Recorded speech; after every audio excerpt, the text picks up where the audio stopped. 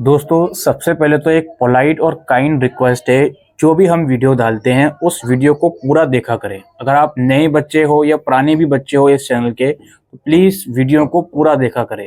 और एक छोटी सी रिक्वेस्ट हमारी ये है कि वीडियो को प्लीज़ लाइक कर दिया करें अगर आपको पसंद आती है वीडियो, और शेयर ज़रूर कर दिया कीजिए और अपनी वैल्यूएबल फीडबैक कमेंट सेक्शन में ज़रूर बताया कीजिए।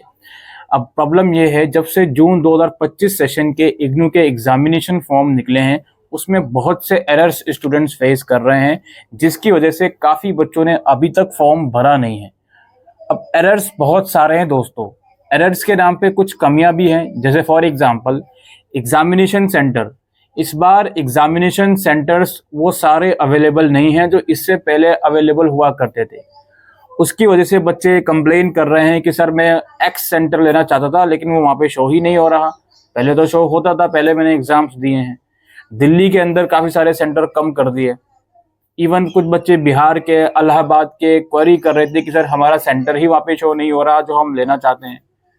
तो ये एग्जामिनेशन सेंटर का पहले तो हम ये समझ रहे थे कुछ एरर हो सकता है इनिशियली, लेकिन अब पता चल रहा है कि ये तो लिस्ट ऐड ही नहीं कर रहे हैं। अब इग्नू के एग्जामिनेशन फॉर्म निकले हुए ही 3-4 दिन हो चुके हैं, तो अब ये एरर कब तक रहेगा, अगर एरर है तो एक्चुअल में, और अगर एरर नहीं है तो ये काफ़ी दुखद वाली बात है कि एग्जामिनेशन सेंटर इग्नू ने काफ़ी कम कर दिए हैं। और मुझे अब भी जो फीलिंग आ रही है वो यही है कि ये एरर नहीं है। जितने एग्जामिनेशन सेंटर्स उन्हें ऐड करने थे वो ऐड कर चुके हैं, और अब आपके सामने जो लिस्ट आ रही है उसी में से आपको चूज करना पड़ेगा आपका एग्जामिनेशन सेंटर। ये एग्जामिनेशन सेंटर वाली जो दिक्कत है, अब आप अपनी तसल्ली के लिए चाहो तो रीजनल सेंटर जाकर पूछ सकते हो, लेकिन हमें ऐसा लगता है कि जितने सेंटर्स अभी विजिबल हो रहे हैं चाहे वो किसी भी रीजन के हों, उन्हीं में से आपको चूज करना पड़ेगा। दूसरी बात दोस्तों हमारी यह है, इस बार जैसे कि आपको मालूम है इग्नू का एग्जामिनेशन फॉर्म जो है उसे समर्थ पोर्टल या स्टूडेंट पोर्टल से लिंक कर दिया गया है। डायरेक्टली आप फॉर्म जाकर नहीं भर सकते, तो काफ़ी बच्चों का ये समर्थ पोर्टल पर अकाउंट ही नहीं बन रहा। पहले तो हम ये चीज़ क्लियर कर दें, समर्थ पोर्टल पर अकाउंट बनाने के लिए आपका जो रजिस्टर्ड ईमेल इग्नू के अंदर है वो एक्टिव होना चाहिए। उसमें OTP आता है।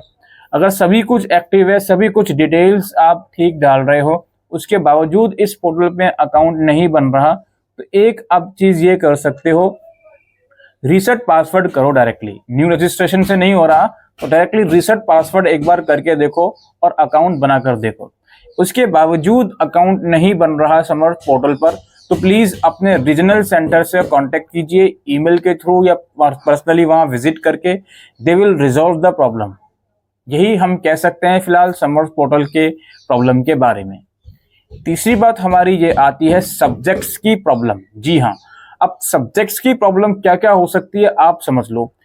देखो, सबसे पहले तो मैं प्रॉब्लम डिस्कस करने से पहले एक चीज बताना चाहूंगा। जब आप इग्नू का एग्जामिनेशन फॉर्म भरने जा रहे हो, तो जो एग्जामिनेशन फॉर्म वाला ऑप्शन है उसमें जाकर जो सब्जेक्ट्स के आगे बॉक्स में टिक करते हैं, उस वाले स्टेप में आके आप पहले तो ये देखो कि यार जिन जिन सब्जेक्ट्स के लिए आप एक्चुअल में एलिजिबल हो, चाहे वो फर्स्ट टाइम वाले हों, चाहे अगर वो बैक वाले हों, तो वो सारे सब्जेक्ट वहां आ रहे हैं एटलीस्ट या नहीं। अगर उससे ज्यादा आ रहे हैं तो कोई दिक्कत नहीं है। पहले आप ये देखो कि जिनके लिए आप एलिजिबल हो वो वहां पे शो हो रहे हैं या नहीं। अगर वो वहां पे शो हो रहे हैं तो जस्ट उन सब्जेक्ट के आगे टिक करके फॉर्म भर दो। जो एक्स्ट्रा सब्जेक्ट है उसे सेलेक्ट मत करो जी। पहले तो ये चीज समझ लो। अब जो सब्जेक्ट की प्रॉब्लम की हम बात कर रहे थे, वो प्रॉब्लम यही है कि सर जिस सब्जेक्ट में मैं पास हूं वो भी वहां पे शो हो रहा है। तो इसका तो सॉल्यूशन मैंने बता दिया कि भाई उसे सेलेक्ट ही ना करो, अवॉइड करो उस चीज को।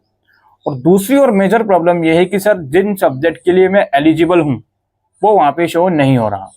खासकर ये प्रॉब्लम सेमेस्टर वाइज वाले बच्चों की एमकॉम के साथ आ रही है। तो अब हम क्या करें?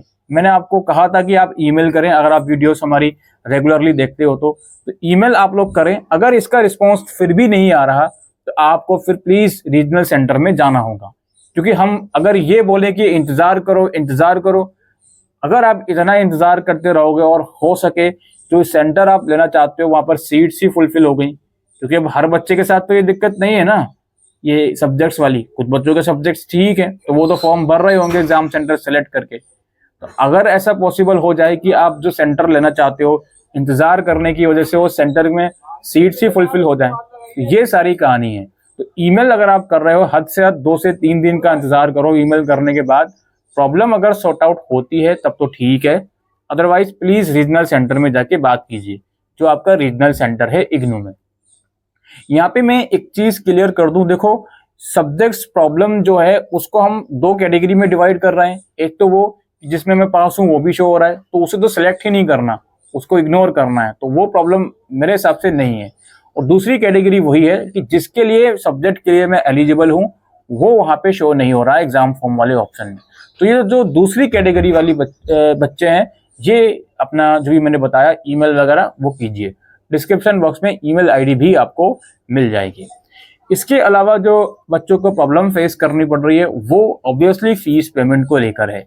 अब फीस पेमेंट बच्चे कर रहे हैं और कंप्लेन कर रहे हैं कि सर फी रिसिप्ट नहीं आई।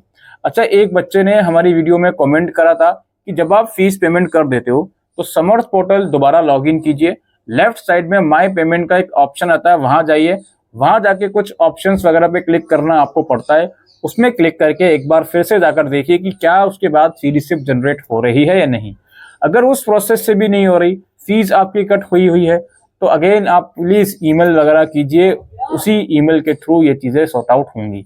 अगर नहीं होती तो अगेन लास्ट ऑप्शन यही है कि रीजनल सेंटर या तो आपको जाना पड़ेगा, या फिर ये भी पॉसिबिलिटीज हो सकती हैं कि आपको पेमेंट दोबारा करनी पड़ जाए और जो पुरानी वाली पेमेंट है वो आपकी रिफंड हो जाए। ठीक है, यहाँ पे कुछ लोग बोलेंगे डेबिट कार्ड से पेमेंट करो, यूपीआई से ना करो। देखो मुझे लगता है कि हाँ, कुछ हद तक ये चीजें सच हो सकती हैं कि डेबिट कार्ड से अगर आप पेमेंट करते हो तो शायद ये दिक्कत ना आए, लेकिन एट द सेम टाइम ये भी आपको समझना पड़ेगा भाई, डेबिट कार्ड में पेमेंट करने से चार्जेस भी कटते हैं, यूपीआई से 0 चार्जेस कटते हैं। तो ये चीजें भी हैं, आपको ध्यान में रखनी पड़ेंगी। बाकी चार्जेस के नंबर 30-40 रुपए कटते हैं। अगर आप चाहते हो स्मूथली आपका पेमेंट हो जाए तो डेबिट कार्ड से ट्राई करके देख लीजिएगा, हो सकता है आपके साथ कोई इशू ना आए। बाकी अगर इशू आ रहा है तो ऑब्वियसली मैंने आपको बता दिया क्या चीज़ है आप लोग कर सकते हो। दोस्तों यहाँ पे मैं लास्ट में इतना कहूँगा, देखो आपको अगर हमारी वीडियोस पसंद आती हैं तो प्लीज़ वीडियो को लाइक और शेयर ज़रूर करा कीजिए, और कमेंट्स भी करा कीजिए, क्योंकि अगर आप लाइक और शेयर करोगे तो इससे हमारा थोड़ा सा फ़ायदा हो जाता है, वीडियो रिकमेंडेशन में चली जाती हैं और वीडियो उन बच्चों तक पहुंचेंगी जिनको शायद सही जानकारी नहीं मिल रही। तो प्लीज़ आपसे बस इतनी ही रिक्वेस्ट है कि आप लाइक शेयर और कमेंट ज़रूर कर दिया कीजिए। बाकी यही कुछ एरर्स थे जो मैंने डिस्कस करे, इसके बाहर कोई एरर्स हो ही नहीं सकता। एरर्स मैं फिर से एक बार समरी कर देता हूँ। समर्थ पोर्टल के रजिस्ट्रेशन में इशू, सब्जेक्ट शोइंग में इशू, फीस पेमेंट में इशू और एग्जाम सेंटर में इशू, यही 4 बड़े एरर्स थे जो मैं डिस्कस कर रहा था। और आप सभी लोगों से रिक्वेस्ट है कि आप जिनके साथ भी एरर्स आ रहा है एटलीस्ट वो ईमेल तो करे भाई। वो इस चक्कर में रहेगा यार वेट करता हूँ, ज्यादा से ज्यादा बच्चे ईमेल करेंगे तो उन लोगों के संज्ञान में चीजें आएंगी, और उनके संज्ञान में जब चीजें आएंगी तब ये चीजें सॉर्ट आउट होना जल्द से जल्द शुरू होंगी। आज के लिए इस वीडियो में दोस्तों इतना ही। Thank you.